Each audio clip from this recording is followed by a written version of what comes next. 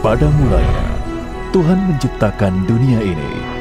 Dia menciptakan langit dan bumi dan segala isinya.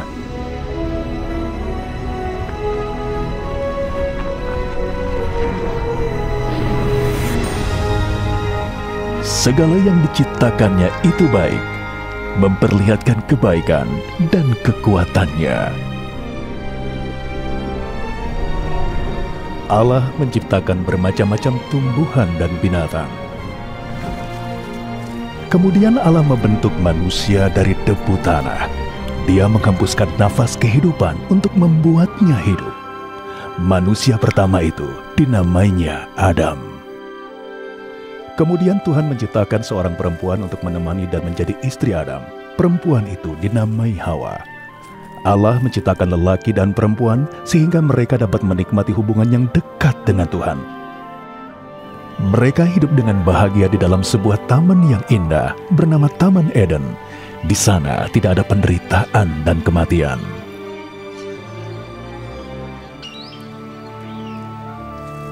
Allah berpesan kepada Adam, "Kamu boleh makan buah dari seluruh pohon yang ada di taman ini, kecuali ada satu pohon yang bila kamu memakannya, maka kamu akan mati."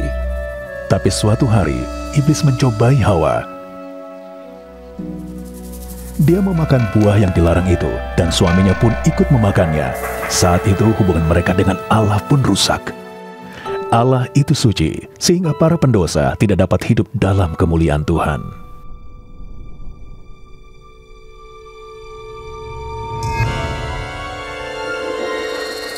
Karena itu Allah mengusir Adam dan Hawa dari Taman Eden. Mereka menderita dan malu karena tidak menuruti perintah Allah. Sebagai hasilnya, Adam dan Hawa dan seluruh keturunan mereka mengalami sakit dan kematian. Tapi Allah tetap mengasihi umat manusia. Dia telah menyediakan jalan bagi mereka untuk kembali dan hidup di dalamnya. Di dalam Alkitab, Tuhan menunjukkan rencananya untuk menyelamatkan umat manusia dari hukuman atas dosa, sehingga mereka dapat hidup kekal dalam persekutuan dengan Allah. Allah memperlihatkan rencana ini melalui kisah Abraham.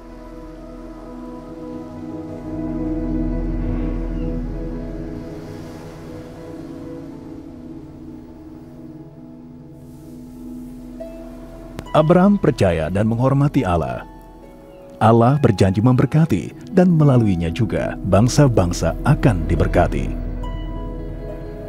Dia berjanji untuk memberikannya banyak keturunan, sebanyak butiran pasir di pantai, dan bintang-bintang di langit. Abraham percaya kepada Allah. Oleh karena imannya itu, Allah menjadikannya orang yang benar, dan orang-orang memanggilnya sahabat Allah.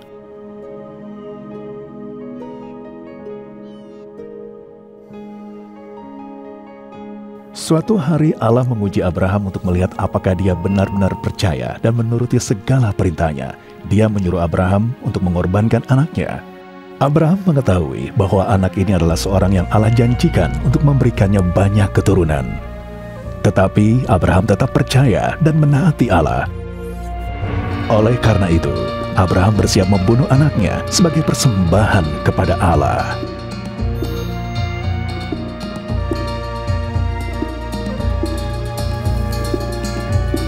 Abraham mengambil pisaunya. Tetapi Tuhan berkata, "Abraham, jangan sakiti anak itu. Aku tahu bahwa engkau takut akan aku dan menaati perintahku."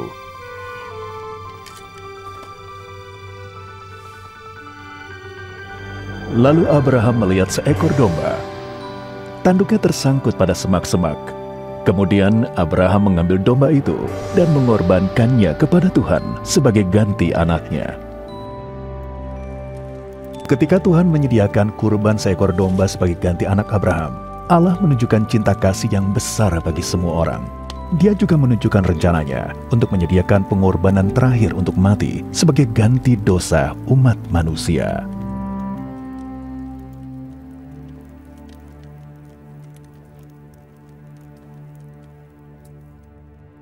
Dahulu kala, Tuhan menunjukkan kepada para nabi bahwa Ia akan mengirimkan seorang yang tidak berdosa untuk mati menebus dosa umat manusia. Pengorbanannya akan membuka jalan bagi mereka yang percaya kepadanya untuk hidup dalam persekutuan dengan Tuhan selamanya. Para nabi menyebut orang itu sebagai Mesias. Mereka berkata bahwa Allah akan mengutus Mesias untuk menyelamatkan manusia dan selamanya memerintah mereka atas nama Tuhan.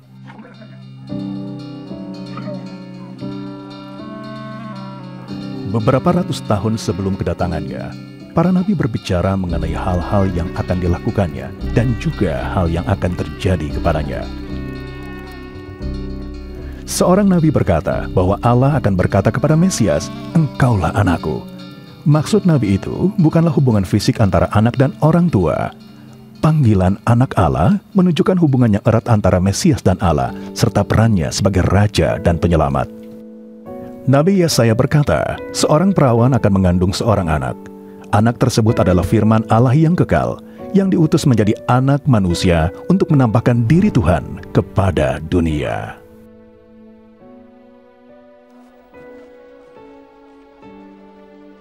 Para nabi menuliskan bahwa Sang Mesias akan lahir di Bethlehem.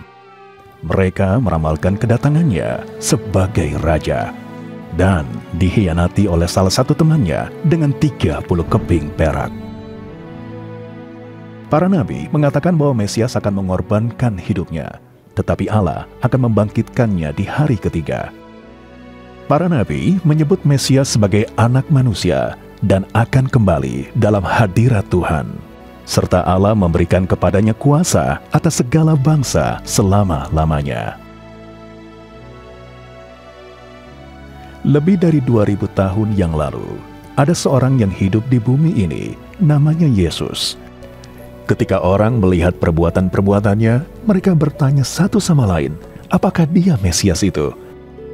Dalam film ini, akan diceritakan siapa Yesus itu, dan segala perbuatan dan perkataannya sesuai yang tertulis dalam Injil.